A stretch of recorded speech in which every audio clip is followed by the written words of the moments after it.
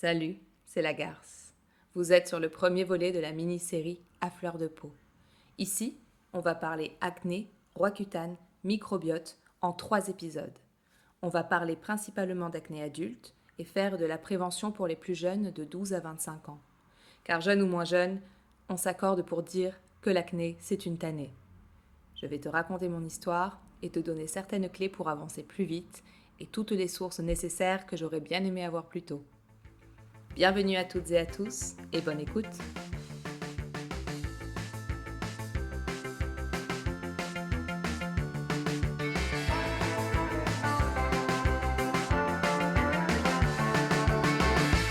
Pour commencer, la différence entre les deux, c'est que l'acné adolescente est passagère et souvent hormonale, alors que l'acné adulte, c'est une maladie chronique, plus souvent liée à d'autres problèmes internes.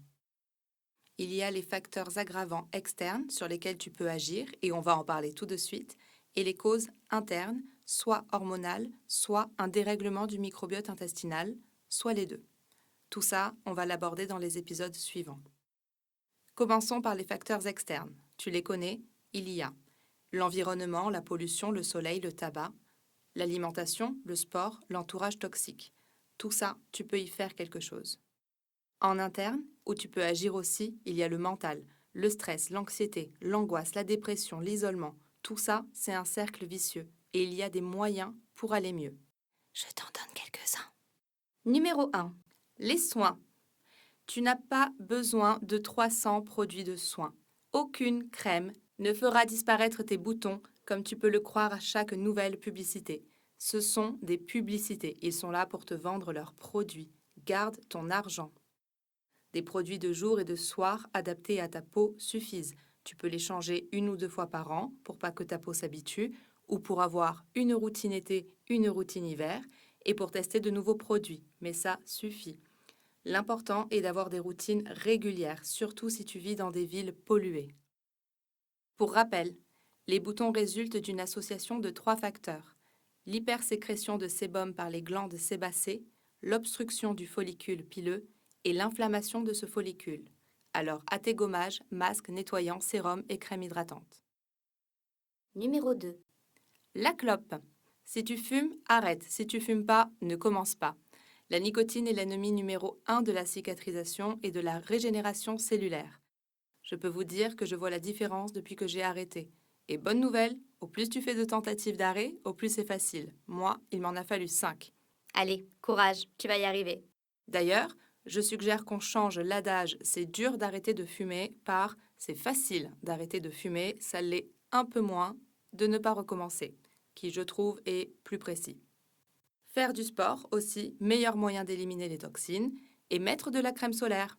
Même en hiver. C'est pas parce qu'il fait moins 15 que les UV ne t'atteignent pas. Numéro 3. Le mental. Tu es déprimé. Tu te dis « pourquoi moi et pas les autres ?» C'est normal. C'est parfaitement injuste. Et contrairement aux publicités, je ne peux pas te promettre que ça disparaîtra totalement. Mais ça va s'améliorer quand tu auras identifié et pris en charge la cause interne dont on parlera plus tard. Pour rappel, la médecine conventionnelle va traiter le symptôme de ta maladie, c'est-à-dire la conséquence physique, et non la cause interne. Un maître mot, patience. En attendant, les amis, c'est bien, pour pas être seul, c'est important, mais les professionnels, c'est mieux. Et si t'as pas d'argent, tu peux passer par la plateforme Mon Psy et tu as des séances prises en charge. De plus, la thérapie en ligne se démocratise et se développe vite. Tu peux trouver rapidement des séances adaptées à ton budget. Toutes les maladies chroniques ont un impact fort sur le mental et après, c'est un cercle vicieux. J'ai une acné kystique et je somatise beaucoup les choses. À plusieurs reprises dans ma vie, des kystes sous-cutanés sur mon visage m'ont fait ressembler à Elephant Man en 10 minutes, à chaque fois après un gros stress dû à des personnes toxiques de mon entourage. Mon cerveau était en danger, il cherchait à se défendre et à repousser une menace. Il a donc créé quelque chose de repoussant sur moi pour être tranquille. Et ça a disparu les 2 fois, quelques jours après, comme c'était venu. Donc, on ne rigole pas avec le mental. Numéro 4. La bouffe. Alors, si tu en es à 3 McDo par semaine avec des sodas, des sucreries et des produits industriels, là, va y avoir un petit peu de taf avant de passer à la suite. Mais rien n'est impossible. Souviens-toi que l'acné est un accès de sébum sous-cutané. Donc on arrête les mauvaises graisses, les produits transformés, saturés, les mauvais sucres dont tous ces boutons raffolent. On dit stop et on achète des légumes bio. Bon, ça commence à devenir contraignant en fait. Et oui, tout changement commence par une remise en question et des prises de décision fortes. Je te partage une citation de Tony Robbins, que j'aime beaucoup, qui m'a percutée. Si tu continues de faire ce que tu as toujours fait, alors tu obtiendras encore ce que tu as toujours eu. Je te laisse méditer. Tu vois, tu peux déjà agir sur la moitié des facteurs. C'est énorme, mais ça ne veut pas dire que tu portes toute la responsabilité de ce fardeau. On arrête de culpabiliser, de se punir, de se cacher, parce que ce n'est pas de ta faute. On identifie les problèmes, on remet en question ses habitudes, on change ce qu'on peut changer. On n'essaie pas d'être parfait, car ça n'existe pas. On essaie d'être la meilleure version de soi-même.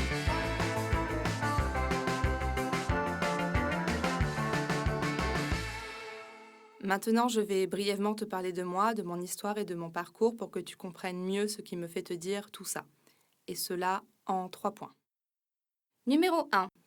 La césarienne.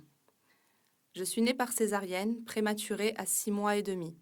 Je respirais pas. Ma mère n'a pas eu le choix de la césarienne. Il fallait me sortir d'urgence, c'était soit elle, soit moi.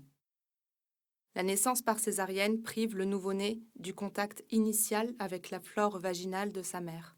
Mais ça, dans les années 90, on n'était pas trop au fait. Mais maintenant, oui. Lors d'un accouchement, le bébé entre en contact avec des milliards de bactéries bénéfiques présentes dans le canal vaginal et la zone périnéale. Selon l'étude de Corpella en 2022, un nouveau-né acquiert environ 300 souches bactériennes différentes lors d'un accouchement, contre seulement 20 à 30 par césarienne classique. De plus, le nombre de césariennes ne cesse d'augmenter. En plus de la césarienne, il y a l'allaitement. Le lait maternel contient également des anticorps qui protègent les bactéries bénéfiques tout en combattant les pathogènes. Il permet de renforcer le système immunitaire et le métabolisme de l'enfant. Ok, c'est cool, mais on n'est plus trop dans le thème là. Écoute ça, un enfant qui n'a pas assez de ces bactéries a de grandes chances de développer du diabète, de l'obésité, une intolérance au gluten ou toutes sortes de maladies chroniques inflammatoires comme l'acné. Aujourd'hui, on a les outils pour réparer ces dégâts. Je vous invite à vous renseigner sur l'ensemencement vaginal, oral et combiné. Si la césarienne n'est pas vitale, il est préférable de ne pas y avoir recours. Numéro 2. Les antibiotiques. Suite à cette naissance, donc, je n'ai aucune défense immunitaire jusqu'à mes 7 ans. Je suis tout le temps malade, genre grippe, rhinopharyngite, otite, bronchiolite, angine, tout ça en boucle. Donc les antibiotiques, c'est mon alimentation principale sur le canapé chez mes parents ou à l'hôpital. Tellement que mes premiers souvenirs d'une scolarisation normale à temps plein remontent au CE1. Qui dit antibiotique, ce n'est pas nouveau, dit destruction du microbiote intestinal.